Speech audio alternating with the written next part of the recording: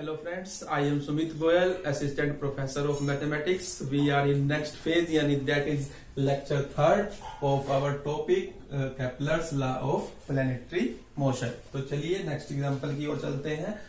Important example है ये भी हमारा. तो देखिए वो ये क्या कह रहा है यहाँ पर. A particle describes an ellipse as a central orbit about the focus. यानी कि ellipse हमारा ड्रा हो रहा है, पार्टिकल जो डिस्क्राइब कर रहा है, प्रूव करके दिखाना है जो वेलोसिटी होगी at the end of the minor axis. ये देखिए ये इसका सेंटर ले लेता हूं मैं, तो ये आपकी बनेगी मेजर एक्सिस. मैं ये ले लेता हूं ए डैश, ये इसका मैं ले लेता हूं सेंटर, ये इसके फोकीज एस और एस डैश, और जो ये इसमें से पास करेगी बी और बी डैश. ये हमने क्या ले ली, हमारी माइनर एक्सिस. तो velocity at the end of the minor axis, जो वेलोसिटी होगी किसी एक एंड पर माइनर एक्सिस के, तो मैं सपोज कर लेता हूं कैपिटल वी जो वो वेलोसिटी है at the one end B of the minor axis, is the geometrical mean. वो ज्योमेट्रिकल मीन होगी किसका, between the velocity at the ends of any diameter. यानी कि अगर मैं यहां से कोई भी डायमीटर ड्रा करूं इसके अंदर, सपोज कीजिए मैंने ये डायमीटर इसमें ड्रॉ किया पी क्यू, यानी जो सेंटर में से पास करेगा और दो पॉइंट्स पर इसको क्या करेगा, कट करेगा, एक तरीके से ये कह सकते हैं, तो वो हमारा डायमीटर कहलाएगा. तो ये पी क्यू मैंने डायमीटर लिया, पी पर मैंने मान लिया हमारी वेलोसिटी v1 है और क्यू पर हमारी वेलोसिटी v2 है. तो हमें ये प्रूव करके दिखाना है कि जो कैपिटल V है it is a geometrical mean of v1 and v2. तो देखिए प्रूफ में, let capital V be the velocity at 1 and B of the minor axis, V1 and V2 be the velocities at two ends P and Q of the diameter respectively. तो ये मैंने suppose किया है कि P पर हमारी velocity v1 है और Q पर v2 है. हमें प्रूव क्या करना है, required to prove capital V is equal to geometrical mean of v1 and v2. तो ये हमें प्रूव करना है.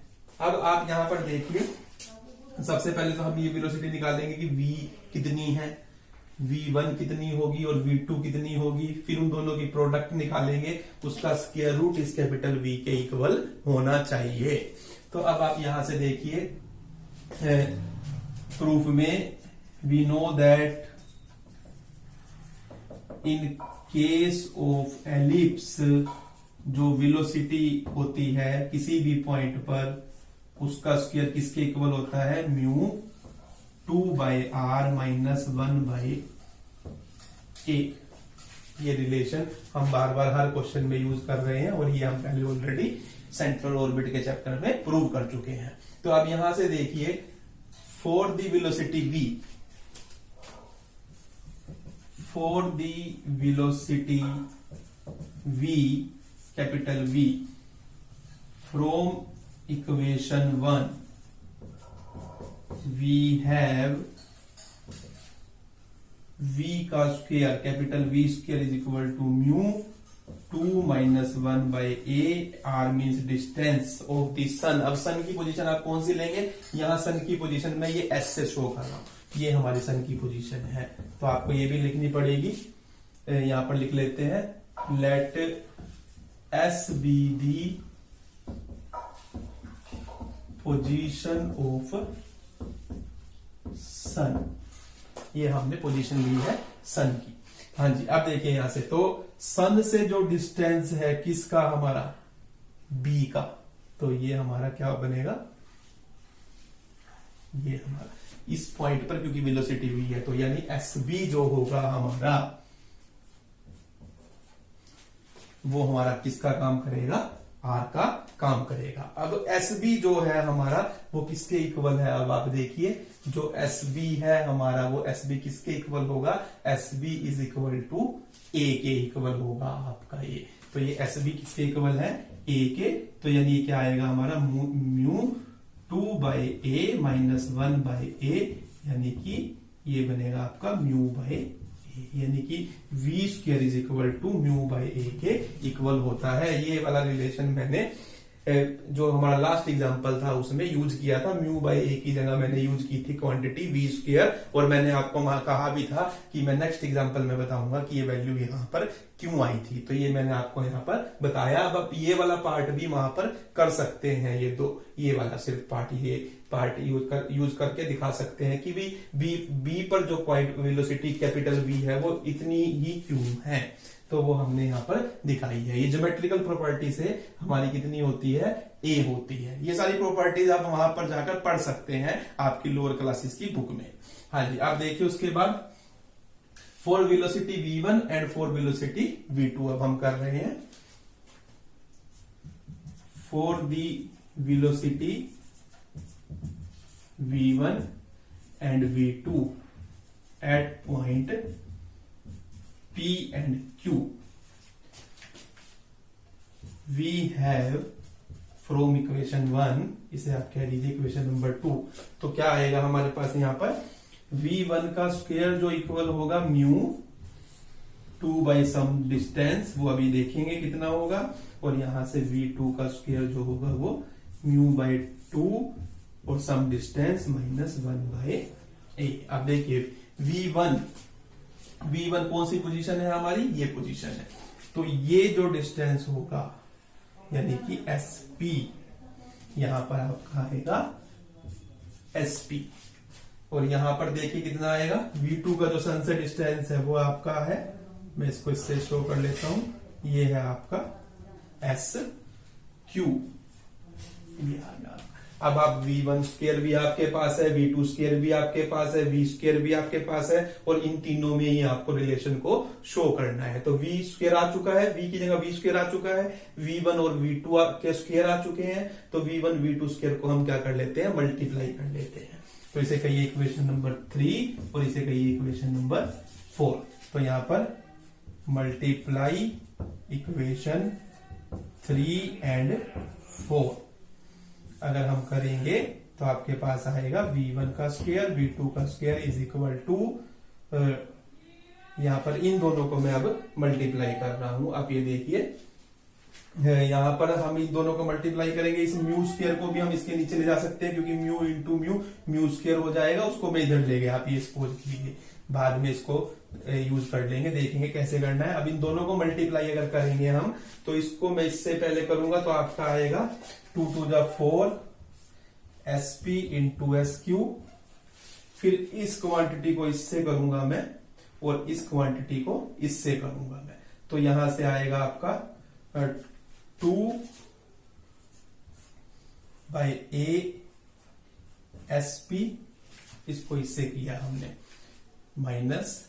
अब इसको अगर हम इससे करेंगे, पहले इसको मैंने इससे किया, फिर मैंने इसको इससे किया, मैं इसको इससे करूंगा तो माइनस 2/A SQ आएगा, और प्लस में आपका आएगा 1/A स्क्वायर। अब यहां से देखिए आप 2/A कॉमन आ रहा है आपका, 4 SP into SQ minus 2/A 1/SP plus 1/SQ, और प्लस में 1/A स्क्वायर, यानी कि 4 SP into SQ minus 2/A SQ plus SP over में SP इंटू SQ और प्लस में 1/A स्क्वायर। इसे हम कह देते हैं इक्वेशन नंबर 5। तो यहां पर हमें अब SP प्लस SQ की वैल्यू निकालेंगे हम, वो यहां पुट करेंगे, देखते हैं यहां से हमें क्या फायदा होगा। तो अब यहां से आप देखिए क्या मिलेगा आपको। इसके लिए देखिए आप मैं यहां से इस पॉइंट को ज्वाइन कर रहा हूं, ये मैंने एस डैश यहां लिख लेता हूं और इसको मैंने इससे ज्वाइन किया। अब आप ये देखिए, ये ट्रायंगल और ये वाली ट्रायंगल कन्गुरेंट है। ये ट्रायंगल क्यों कन्गुरेंट है? क्योंकि ये डायमीटर है, ये सेंटर है, तो ये जो आपकी सीपी है वो सी क्यू के इक्वल होगी, और सी एस जो है वो सी एस डैश के इक्वल होगा, यानी कि ये और ये लाइन आपकी इक्वल होगी, ये इस वाले पार्ट के इक्वल है।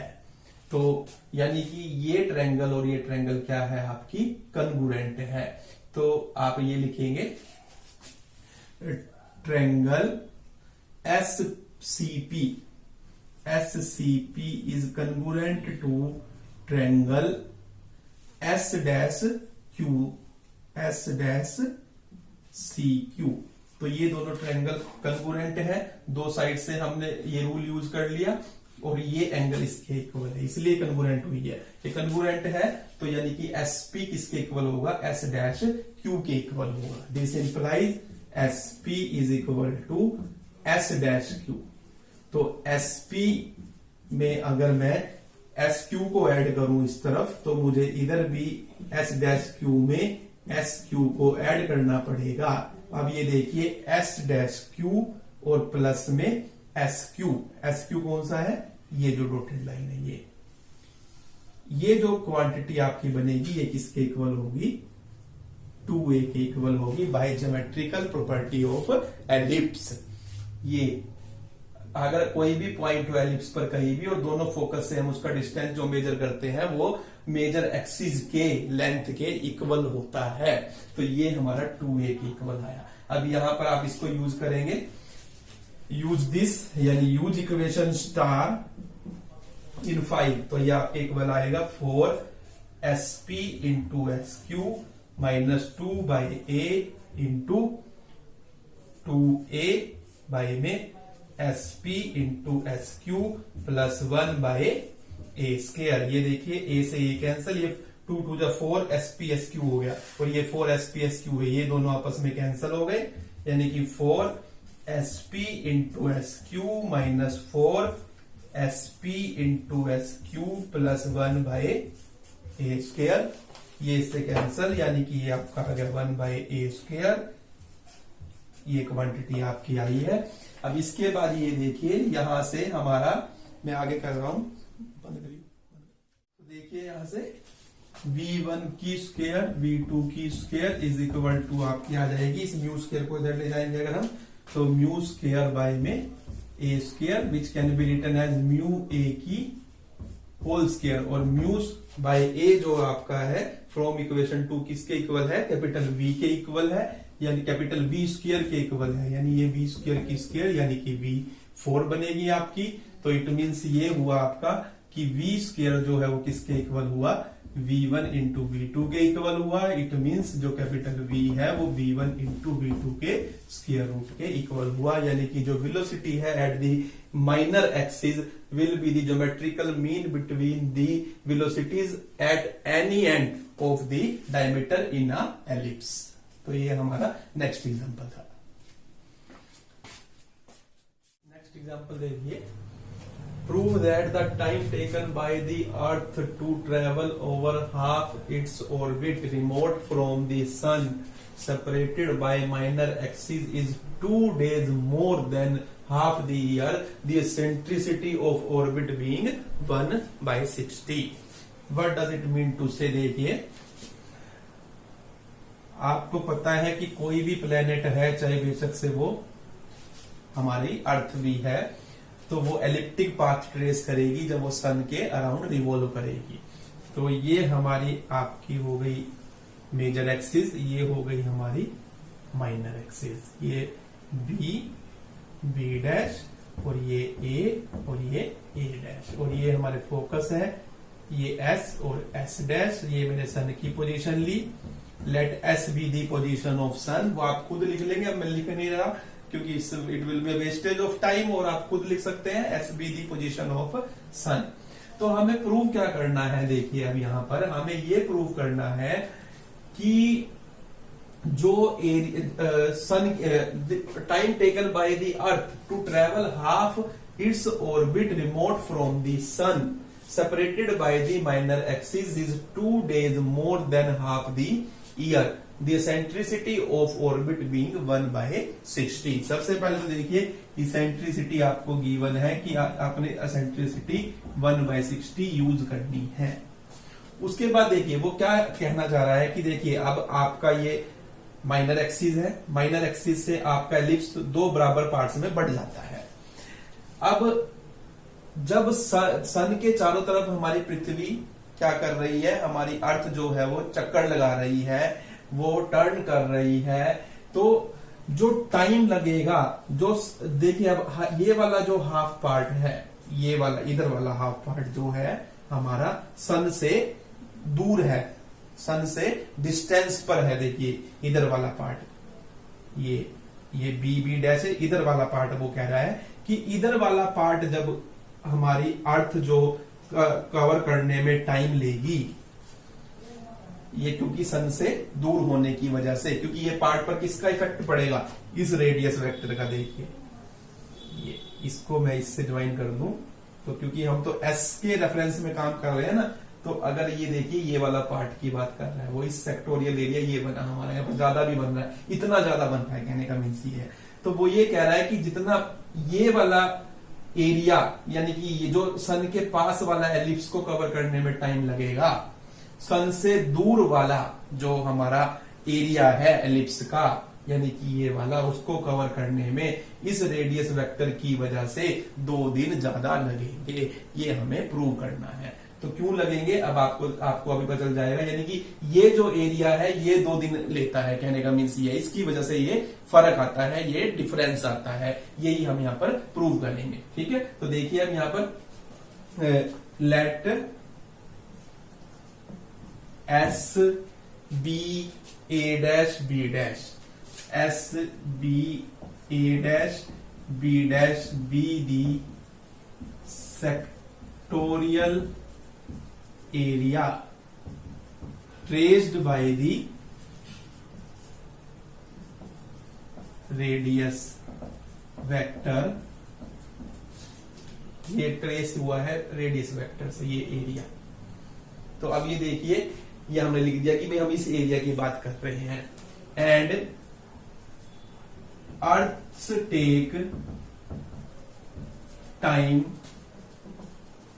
T to cover this area, और हमने ये सपोज किया भी कैपिटल टी जो है वो हमारा टाइम लगता है इस एरिया को कवर करने में, इस एरिया को कवर करने में, जिसको मैं डार्क कर देता हूं। ये देखिए यानी कि ये हमारे एरिया को कवर करने में हमें ज्यादा टाइम लगेगा, इस एरिया को कवर करने में 2 दिन हमें एक्स्ट्रा लगेंगे जितना हमें इधर वाला एरिया कवर करने में लगेंगे। हालांकि देखिए पाथ वही है हमारा, लेकिन ये वो इस एरिया की बात कर रहा है। तो इस एरिया, अब यहां पर देखिए टी, तो rate of change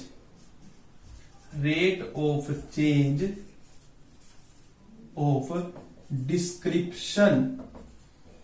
description of sectorial area कितना होगा, rate of change of description of sectorial area. आप देखिए कितना होगा,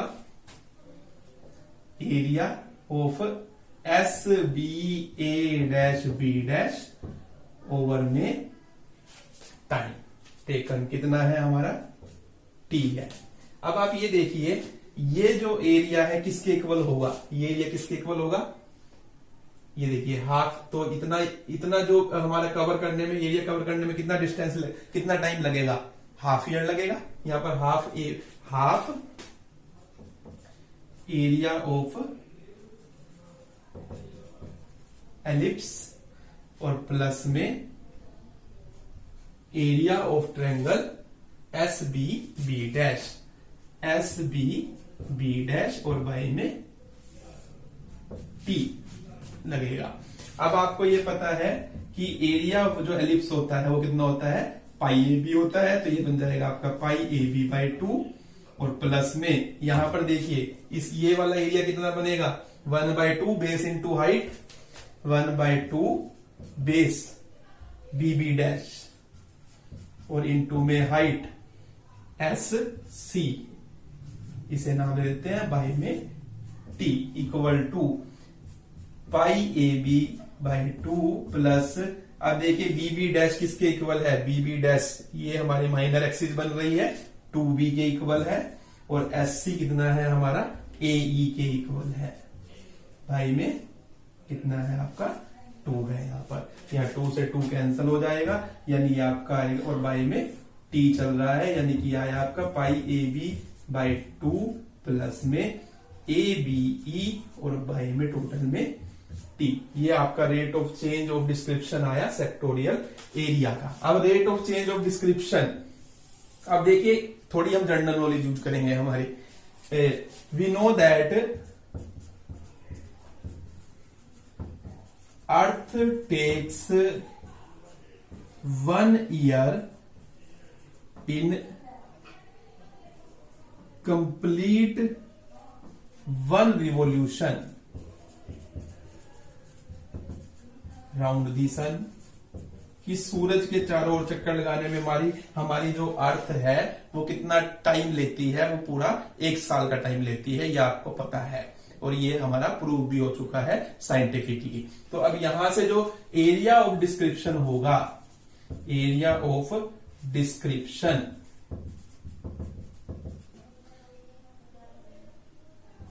to cover the area of description to trace the ellipse while revolving around the sun। जब हम सन के चारों तरफ चक्कर लगाएंगे तो जो एरिया होगा उसका rate of change of description, rate of change of description, rate of change of description of the description to trace the ellipse while revolving around the sun। तो वो कितना होगा देखिए, तो वो कितना होगा, यानी पूरा एलिप्स बनेगा, पूरा एलिप्स का जो फार्मूला होता है वो कितना है हमारा पाई ए बी और बाई में टाइम टेकन कितना है हमारा यहाँ पर 1 ईयर का मीन्स 365 डेज। अब देखिए ये भी एरिया ऑफ डिस्क्रिप्शन है और ये भी एरिया ऑफ डिस्क्रिप्शन है, ये डिस्क्रिप्शन निकाला गया है, ये इतने पार्ट को लेकर एरिया ऑफ डिस्क्रिप्शन निकाला गया है, लेकिन दोनों के दोनों क्या होंगे, कांस्टेंट होंगे, क्योंकि दोनों सेम ही होंगे एरिया ऑफ डिस्क्रिप्शन, तो क्योंकि ये भी तो इसी का पार्ट है, तो जो फुल से आएगा वो इसी पार्ट से आना चाहिए। तो अब यहां पर लिखेंगे as the both area of description will necessarily be constant, तो इसे हम कहते हैं 1 और इसे हम कहते हैं 2। तो फ्रॉम 1 and 2, तो इसको मैं यहां पर कर रहा हूं, देखिए from 1 and 2 you will have, यहां से देखिए आप पाई ए बी बाई में 1 ईयर इक्वल होगा किसके, इस क्वांटिटी के पाई ए बी बाई में 2 plus A B E by में टी। इस टी को मैं उधर ले जाता हूं, टी इज इक्वल टू किसके आ जाएगा पाई ए बी बाई में 2 पाई ए बी, यानी ये पाई बी इधर आएगा तो इसके नीचे भी जाएगा और इसके नीचे भी जाएगा, ए बी ई और पाई ए बी, और ये 1 ईयर इससे मल्टीप्लाई हो जाएगा 1 ईयर। अब यहां से देखिए तो यानी ये हमारा ये इससे कैंसल, तो ये आ गया हमारा half plus A B cancel, यानी कि ई बाई पाई और इनटू में 1 ईयर। तो यहां पर देखिए यानी कि हाफ ईयर प्लस में ई बाई पाई इंटू में 1 ईयर। अब यहां पर ई की वैल्यू आपको 1/60 दी हुई है, पाई की वैल्यू 22/7 होती है, ये 7/22 हो जाएगी, ये 365 बनेगा आपका, और ये हाफ ईयर है, और यानी ये आ गया आपका हाफ ईयर प्लस में 2 डेज बनेंगे ये अप्रोक्सीमेटली, अगर आप इनको सोल्व करेंगे तो। यानी कि हमारा जो टाइम लगा है वो हाफ ईयर से 2 डेज थोड़ा ज्यादा लगेगा। तो ये हमें प्रूव करना था यहाँ पर, ये उसका कहने का मीन्स था, ये चीज हमें यहाँ पर प्रूव कर कर दिखानी थी। तो देखिए आप इसको एक बार और देख सकते हैं, और क्लियरिटी के लिए आप 1-2 बार सुनेंगे, आपको सारी बातें क्लियर हो जाएगी। वैसे मैंने पूरा ट्राई किया है कि आपको इजी से वे से मैं रिप्रेजेंट करूं फैक्ट्स को।